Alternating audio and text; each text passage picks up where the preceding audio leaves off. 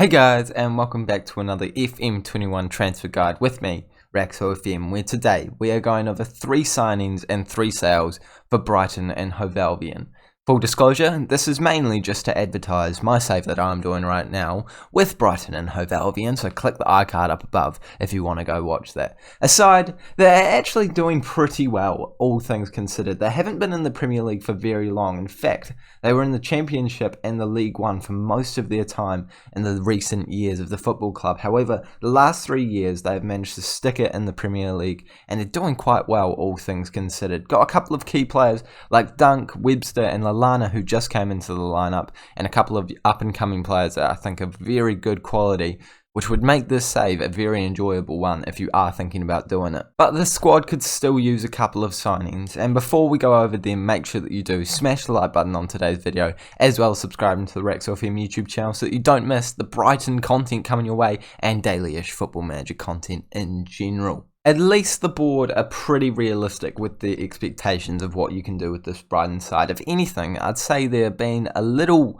under expectation-y.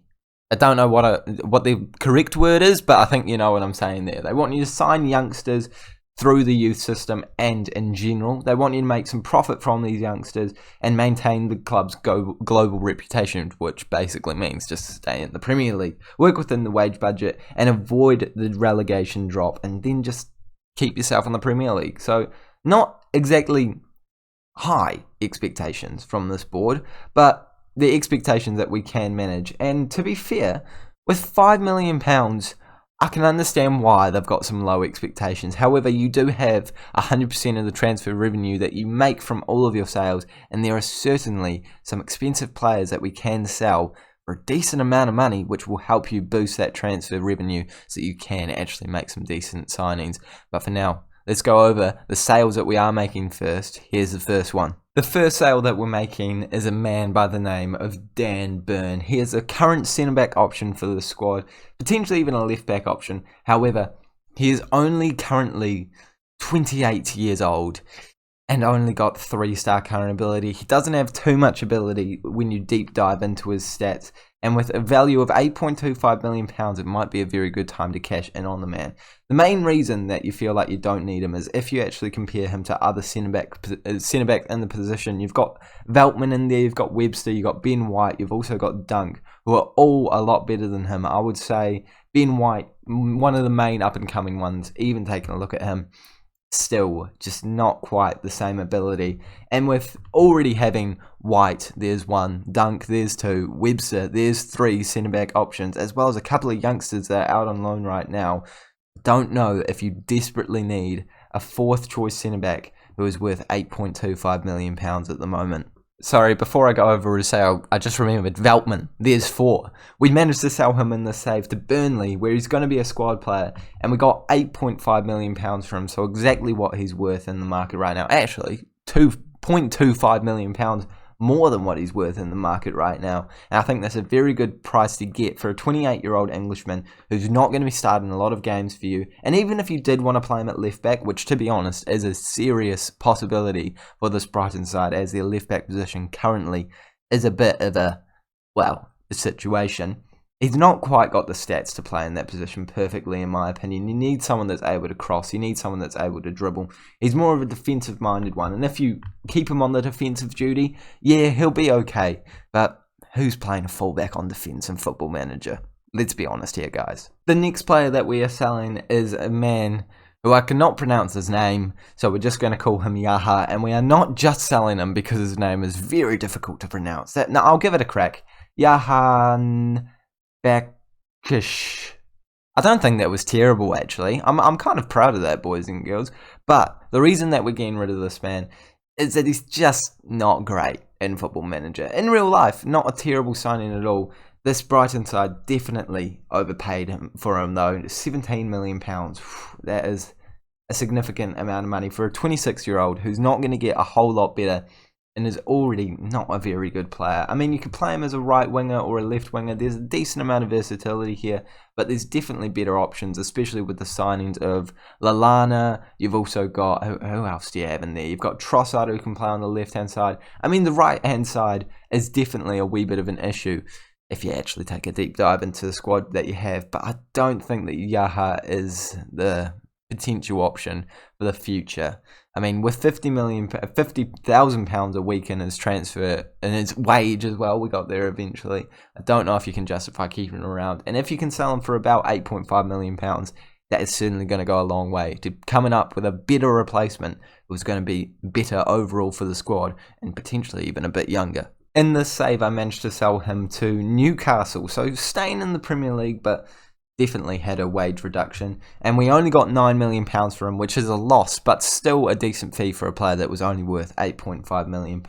Just taking a look at his stats once again, they're not quite at the ability that we need, even for Newcastle, who are probably about a similar level side to us. He's also being considered a squad player, not going to get a whole lot better in the future. If you see this scout report coming up, you know that you're not going anywhere near that player. So 27 years of age now, not a great signing, not a great player to have. I think it's time to cash in on him while you still can. And our final sale is going to be a man by the name of Solly March. And this one is our money maker because he is worth £14.75 million, already wanted by a club. And he's not a bad player at all. However, I think it's a very similar situation to Zaha. He's just not that great for his age, his stats, the position that we have. We have better players on that left-hand side. I think Trossard is certainly going to be a lot better than him for the future. If we do actually compare the two of them, if I can go down to him, we can see that Trossard's got a wee bit more about him in a lot of ways. I mean, March is a good defender, but with a player that can only play left wing-back, that is not really useful right now. I think if you retrain him as a left back completely, that would be a decent player to keep around in the football club. However, when we only have £5 million and a player is worth £15 million, that's not going to start for you. It's a very intelligent decision to come away with a bit of money from that deal. And coming away with a bit of money from that deal is exactly what I managed to do. We sold him to Wolves for a whopping £15 million. I don't know how they've justified that, but they've justified it, and I am not complaining about it at all. He is not going to be starting for us. We can easily sign some world-class players for £15 million in terms of, the Brighton squad. So we're going to take that money, absolutely run with it, and let's go take a look at the squad before we use all that money that we just made. So there was £15 million for March, £9 million for Zaha, so that's now £24 million, as well as, who was the other guy we sold? Burn. And we got like £8 million for him. So it's £32 million right there that we've got. On top of the £5 million that we had, £37 million that you now have to spend. That's a lot of money, especially for a side like Brighton. Let's take a look at what we need to strengthen though.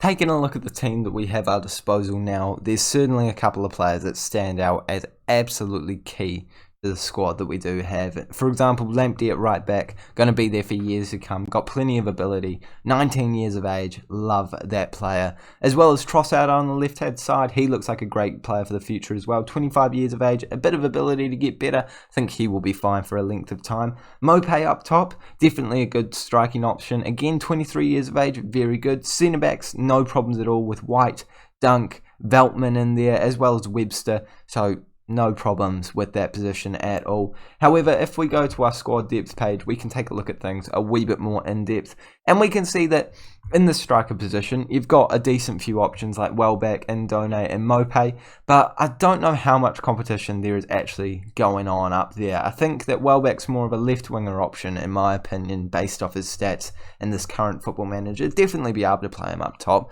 but with only 2 or 3 options up there, and Ndone is out for quite a length of time with an injury, I think that you might be willing to take a look at a striker position, so that could be one that we could think about. On the left-hand side, Lallana, Trossard, McAllister, Welbeck, I think you're absolutely fine out there. Should be enough to get you through the season. At Cam, Lallana, McAllister, even Gross can get a job done in that Cam position, all the way down there. I think you're absolutely fine there. If you want to start a youngster, McAllister is where it's at. If you want a bit more experience, Lallana is going to be perfect. However, on the right-hand side, you could definitely play Lallana or Tau or Welbeck, but none of them are, in my opinion, an out-and-out right winger. Maybe Tau, but he's not exactly the best player I've ever seen in my life. So I would say that this is one of the positions that we really should be solidifying as one of our key points of interest in the transfer market. Going down to the midfield, you've got Bissouma and Proper, who are straight away going to absolutely dominate in those positions, and we've got plenty of backups for those roles. For example, you've got Alzate, you've got Gross, you've got Lallana. It depends on who you want to play in there, but I think you've got plenty to get you through the season. At right back, no problems at all. Lamptey and Veltman. I mean, a backup right back could definitely be quite nice, but I think Veltman and Ben White and Lamptey should do enough throughout the season to get you covered in that position. Centre back's not even a worry. We're not going to talk about it. Goalkeeper, Matt Ryan's out on loan, and Sanchez is only at 2.5-star current ability, probably a bit better than that in real life, and a wee bit of room to grow, but I don't know how confident I am with the 2.5-star goalkeeper in between the sticks, so I would identify that as a position that we need to strengthen as well. And Lamptey is obviously going to be a right-sided player, and this man is more of a youngster pulling through the ranks, so I would certainly highlight the left back as one of my key positions to improve as well. Even though this guy definitely looks like a decent player for the future, I would like a bit more quality in my personal opinion. So I think those positions that we will be looking to strengthen are the goalkeeping position, the left back position, the right wing position, and maybe the striker position, but probably not as pressing as those three gaps that I have just identified. So let's go out, let's make some signings with what, like £37 million, did I say? Gosh, we're in the money, boys and girls. The first player I have signed is a bargain and a half, and it's a man that's actually come to the Premier League in real life. Junior Firpo, love to have him as a left back option. 23 years of age, 3.5-star current ability and 4-star potential ability, and we bring him in for only £9 million. So Barcelona have managed to get a great big loss on that one, but a great big gain for us. The only thing that you could be a wee bit concerned about, £105,000 a week.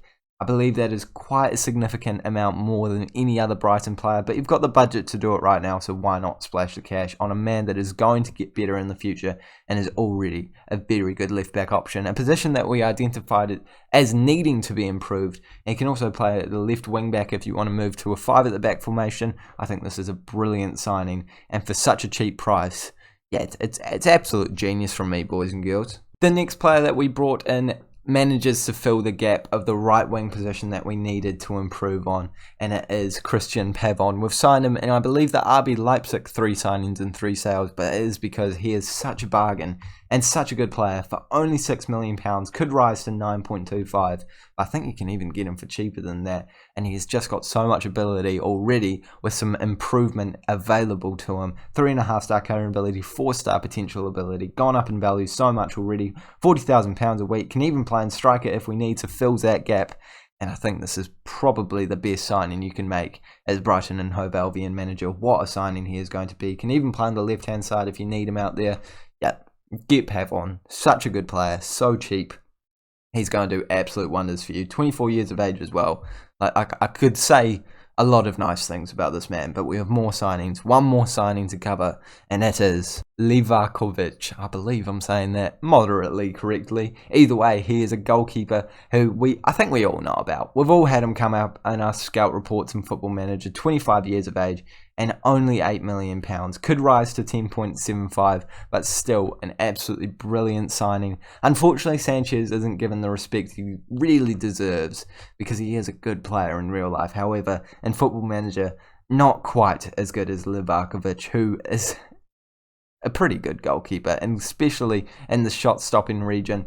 He's got a serious amount of ability and a wee bit of room to grow, as well as the fact that he is quite young, 25 years of age. And I think that was one of the main focuses for my signings. I wanted people that weren't too old and would be able to improve the squad straight away. And I think that's exactly what we've done now with Pavon in there, Firpo and Livakovic to make this Brighton side look a whole lot better in my opinion. And the players that we did sell were rotation players, and we got a lot of money and brought in absolutely brilliant players for the future who are going to stamp down their position and perform brilliantly for you. So if you're making a Brighton save, your next save in Football Manager, make sure that you do make at least one of these signings, because I think they are absolutely pearlers. I've done brilliantly here and I'm very proud of it.